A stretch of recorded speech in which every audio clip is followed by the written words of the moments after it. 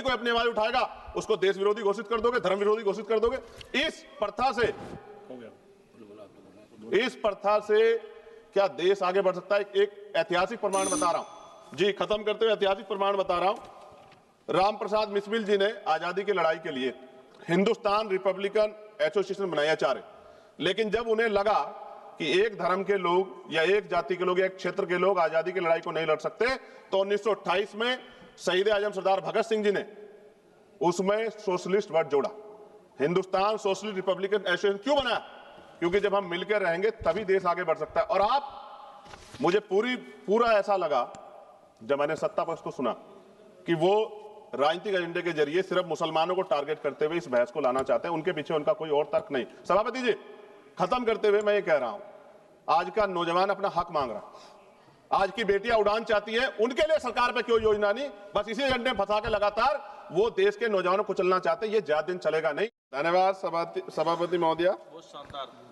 मैं इस सदन का ध्यान भारत के राष्ट्रीय गीत वंदे मातरम के इतिहास और उसके राष्ट्रीय महत्व और उसकी संवैधानिक स्थिति की ओर आकर्षित करना चाहता हूं। हालांकि सब लोग इस पे बोल चुके, लेकिन जो हमें सुनने वाले हैं वो भी सुनेंगे, तो इस पे चर्चा करनी बहुत जरूरी है। वंदे मातरम कोई साधारण गीत नहीं है, ये भारत की आजादी की लड़ाई का सबसे प्रचलित उद्घोष रहा है। प्रख्यात बांग्ला लेखक बंकिम चंद्र चटर्जी ने इसे वर्ष 1875 में लिखा था और 1905 में जब लॉर्ड कर्जन ने बंगाल विभाजन की घोषणा की, तब यह गीत ब्रिटिश शासन के विरुद्ध जन प्रतिरोध का गूंज बन गया। ब्रिटिश पुलिस जब भारतीयों की आवाज दबाने के लिए लाठी चलाती थी, गोलियां दागती, तब हमारे क्रांतिकारी नायक नायिकाएं वंदे मातरम गर्जना से आसमान गुजा देते थे। अनेकों वीरों ने फांसियों के तख्ते पर चढ़ते हुए गोलियों का सामना करते हुए अंतिम शब्द वंदे मातरम ही कहे थे। इतना ही नहीं, अंग्रेजों ने इस गीत से इतने भयभीत हुए कि उन्होंने इस पर प्रतिबंध लगा दिया। सभापति महोदया, साल 1937 में जब राष्ट्रगान तय करने का प्रश्न उठा तो इसके लिए एक समिति बनाई गई। तो साल 1937 में बनी वह 3 सदस्यीय समिति, जिसमें नेहरू जी, नेताजी सुभाष चंद्र बोस और गुरुदेव रविंद्रनाथ टैगोर जैसे महानायक शामिल थे। और टैगोर जी की सलाह पर वंदे मातरम के पहले 2 अंतरों को राष्ट्रीय गीत के रूप में स्वीकार करने की अनुशंसा की गई। इस अनुशंसा को संविधान सभा ने 24 जनवरी 1950 को पूर्ण सहमति से राष्ट्रीय गीत का दर्जा प्रदान किया। ऐसे में आज उसकी स्थापित स्वीकृत और सर्वमान्य स्थिति पर अनावश्यक विवाद खड़ा करना न केवल इतिहास के तथ्य और संविधान की मर्यादा के विपरीत है, बल्कि यह उन महान विभूतियों, विशेषकर बोस जी और रविन्द्रनाथ टैगोर का भी अपमान है, जिन्हें आज भाजपा स्वयं अपना आदर्श बताती। मुझे याद है कि प्रधानमंत्री जी, पूर्व का जो पश्चिम बंगाल का चुनाव हुआ था, माननीय प्रधानमंत्री जी टैगोर जी का लुक धारण करके हमने सबने देखे। ऐसे में उन्हें टैगोर जी की स्पष्ट सलाह पर निर्धारित राष्ट्रीय गीत की स्थिति पर सवाल उठाना उनके विचारों और उनकी ऐतिहासिक समिति दोनों के प्रति असम्मान की श्रेणी में आता है। माननीय सभापति जी, 24 जनवरी 1950 को संविधान सभा द्वारा राष्ट्रीय गीत घोषित किए जाने के बावजूद यह भी सत्य है कि संविधान में अनुच्छेद 51A के तहत राष्ट्रगान जन गण मन का सम्मान करना अनिवार्य है, जबकि वंदे मातरम के लिए कोई संवैधानिक बाध्यता नहीं बनाई गई। इसलिए वंदे मातरम का सम्मान हमारे नैतिक कर्तव्य है, लेकिन किसी भी नागरिक पे इसे अनिवार्य करना संविधान की भावना के अनुरूप नहीं। और हम संविधान को मानने वाले लोग हैं।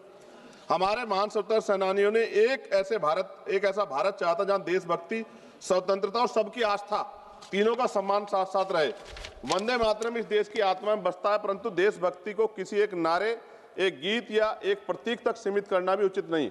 हमारा भारत संविधान, विविधता और स्वतंत्रता पर विश्वास करने वाला है। इसी संदर्भ में मैं संविधान निर्माता परम पूज्य डॉक्टर बाबा साहब अम्बेडकर की एक अमर पंक्ति कोट करना चाहता हूं, जिसमें उन्होंने कहा, राष्ट्र व्यक्ति से बनते, मिट्टी से नहीं बनते। यानी राष्ट्र की असली शक्ति उसके नागरिक हैं, उनकी चेतना, उनके अधिकार, उनकी स्वतंत्रता है। मैं इस सदन में ये भी कहना चाहता हूं कि वंदे मातरम हमारा गर्व है, हमारी विरासत है, लेकिन गर्व को कभी जबरन थोपा नहीं जाता, गर्व दिल से स्वीकार किया जाता है। वंदे मातरम वो गीत है जिसने अंग्रेजी साम्राज्य हिला दिया था। आज इसे राजनीति में घसीटना, उसकी मान्यता को कम करना। वंदे मातरम हमें जोड़ता है, तोड़ने की पहचान भी बताता है। जब इसे हथियार बनाए और उनकी नीयत देश नहीं, सिर्फ आपकी अपनी राजनीति चमकाना हो। सभापति महोदया, आज भी अगर कहीं कोई आंदोलन होता, मैं एक अधिवक्ता हूं, उत्तराखंड के देहरादून में अधिवक्ता 29 दिन से कड़क ठंड में बैठे हैं, इसी राष्ट्रगीत को गुनगुनाते हुए आंदोलन कर रहे हैं कि हमें सरकारी चैम्बर सरकार उत्तराखंड की दे। मैं बात आपको इसलिए कह रहा हूं, हमने किसान आंदोलन देखे, पहलवान बेटियों का आंदोलन देखा, अध्यापकों का आंदोलन देखा, युवाओं का आंदोलन देखा, लेकिन मैं ये भी मानता हूं कि सत्ता इस पर राजनीति कर रही है। और अंत में सभापति महोदय, वंदे मातरम है दिल की धड़कन, इसे लड़ाई की दीवार मत बनाओ, इसे लड़ाई की दीवार ना बनाओ, मां के नाम पर नफरत की राजनीति का बाजार ना सजाओ। हम सम्मान से कहेंगे फर्ज है हमारा, पर किसी नागरिक की आजादी पर पहरा ये संस्कार नहीं हमारा। सभापति जी, इतिहास पे बात होगी, जो आज नहीं है उन पे बात होगी, लेकिन वर्तमान पे भी तो बात होनी चाहिए ना। वर्तमान पे इतिहास से हमें सीख लेनी चाहिए।